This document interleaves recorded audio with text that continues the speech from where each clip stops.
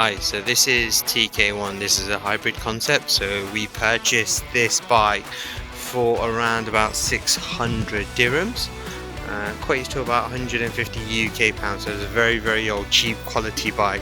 With our technology, we converted this old bike. We made it into an electric bike. So as a top-end performance electric bike, for example, like Porsche. So the beauty with this is I'm using it as a normal bike. You can see, demonstrating pedaling as normal.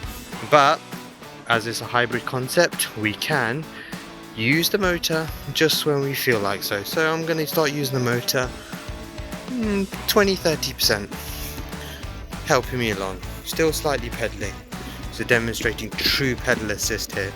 Might increase it now a bit more to 50%.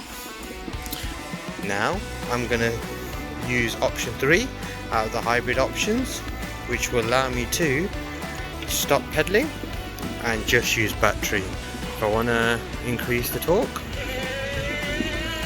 it's got the bike there as well.